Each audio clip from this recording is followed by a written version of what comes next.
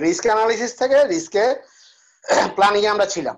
তো রিস্কটা অ্যানালাইসিস করার পরে সেটার উপরে ভিত্তি করে রিস্ক রেটটা কিরকম না কিরকম সেটার উপরে ভিত্তি করে একটা প্ল্যানিং তৈরি করা হয়। তো সেই প্ল্যানিং এর জন্য ধরো কয়েকটা স্ট্র্যাটেজি নিতে হয়, সেটা হলো avoidance strategy, minimisation strategy, contingency plan. Avoidance strategy হলো যে তুমি সেই যে রিস্কটা অ্যারাইজ করলো, যেটাকে অ্যানালাইসিস করলা, যে রিস্কটা এরকম হইতে পারে সেরকম হইতে পারে, তো সেটাকে তুমি কিভাবে অ্যাভয়েড করবা, সেই সেটা হলো অ্যাভয়েডেন্স স্ট্র্যাটেজি। আর মিনিমাইজেশন স্ট্র্যাটেজি হলো যে তুমি রিস্কটাকে অ্যাভয়েড করতে পারতেছো না, মানে রিস্কটা আসবেই, তুমি এটাকে ইচ্ছা করলেও অ্যাভয়েড করতে পারবা না। তো সেটাকে তখন চিন্তা করা হয় যে তুমি সেই রিস্কটাকে কিভাবে মিনিমাইজ করতে পারবে, মানে মিনিমাল রিস্ক যেটা কিভাবে তুমি নিয়ে আসতে পারো, সেটা সেই স্ট্র্যাটেজিটা নেওয়া হলো মিনিমাইজেশন স্ট্র্যাটেজি।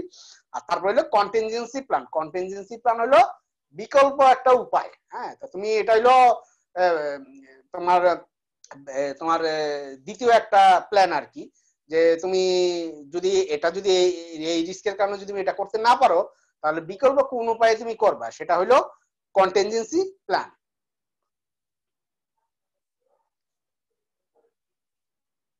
আর ফাইনালি হলো রিস্ক মনিটরিং। তুমি যখন এই প্ল্যানটা তৈরি করে ফেলবা, তা তোমার প্রোডাক্টটাও তৈরি হয়ে গেল, তখন তুমি রিস্কটাকে মনিটর করবা, যে monitor is risk whether it's probability or assessment is increased or decrease.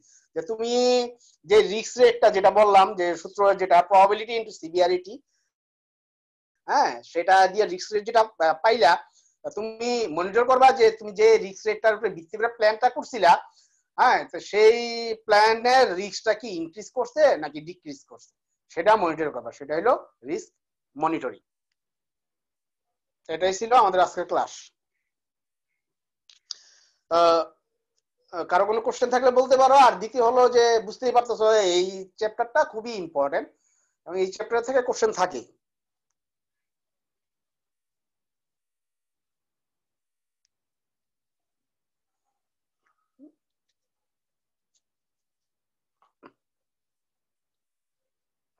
আর যেটা বললাম যে ওই যে যেটা তোমার প্রজেক্ট শিডিউলিং এর যেই ইয়াটা ছিল, বার চার্টটা ছিল, বার চার্ট আর হলো অ্যাক্টিভিটি ডায়াগ্রাম। অ্যাক্টিভিটি ডায়াগ্রামটা আমি এখানে দেখাই নাই, ক্লাসের জন্য রেখে দিছি, কারণ অ্যাক্টিভিটি ডায়াগ্রামটাকে তুমি বার চার্টটা দেখলে অনেকটা ক্লিয়ার হবা।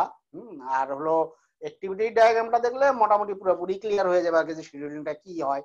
ক্রিটিক্যাল পাথ একটা আছে, সেই শিডিউল অ্যাক্টিভিটি ডায়াগ্রামটা যখন দেখাবো তখন সেই ক্রিটিক্যাল পাথটা দেখাবে। সেই ক্রিটিক্যাল পাথেই আসলে ওই টপ ডাউন অ্যাপ্রোচটা যেটা বলছিলাম, যে টপ ডাউন অ্যাপ্রোচে টোটাল প্রজেক্টের ডিউরেশনটাকে উল্লেখ করে সেই ক্রিটিক্যাল পাথটা যখন সিলেক্ট করা হয়, তখন টপ ডাউন অ্যাপ্রোচের নীতিটাই ফলো করা হয় আর কি। তখন ওই ক্রিটিক্যাল পাথটাকে সিলেক্ট করে তোমার টোটাল প্রজেক্টের ডিউরেশনটা কত হবে সেটা বের করা হয় আর কি।